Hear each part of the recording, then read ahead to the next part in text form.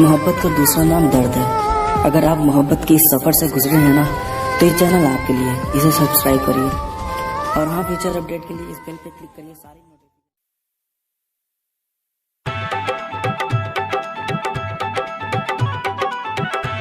ए भैया अब कई में हरी, अब कई में हरी, ए भैया अब कई में हरी, राह फैशन मा दीवानी, अब कई में हरी, राह फैशन मा दीवानी, अब कई में हरी, अब कई में हरी, ए भैया अब कई में हरी, अब कई में हरी, ए भैया अब कई में हरी, राह फैशन मा दीवानी, अब कई में हरी, राह फैशन मा दीवानी, अब कई में हरी।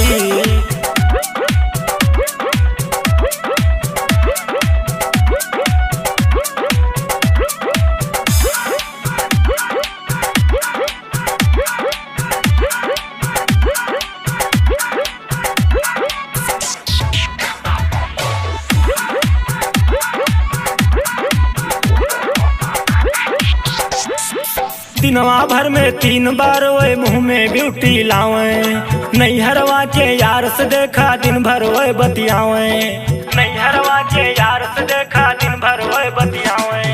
दिनवा भर में 3 बार ओए मुँह में ब्यूटी लावे, नैहरवा के यार से देखा दिन भर ओए बतियावे, सब कुछ चैटिंग मा भोलानी, अब कई में हरी, राह फैशन मा दीवानी, अब कई में हरी।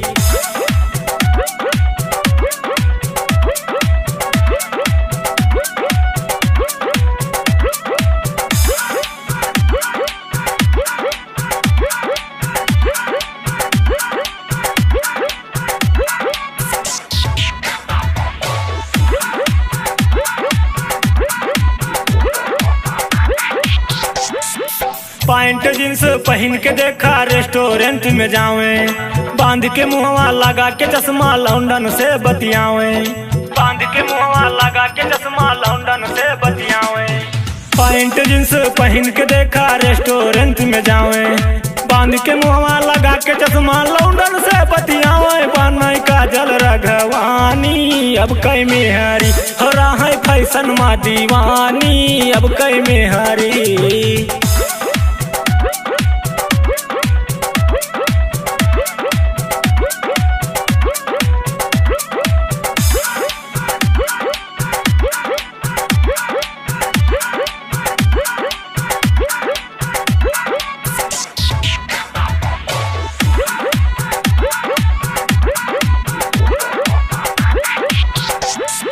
हफ्ता भर में 3 बार ओए दिन भर करे बजरिया, बिन पैसक सामान खरीदाए मारी मार नजरिया, बिन पैसक सामान खरीदाए मारी मार नजरिया। हफ्ता भर में 3 बार ओए दिन भर करे बजरिया, बिन पैसक सामान खरीदाए मारी मार नजरिया, देखा चला थी सिनवा तानी, अब कई में हरी, राह फैशन मा दीवानी, अब कई में हरी।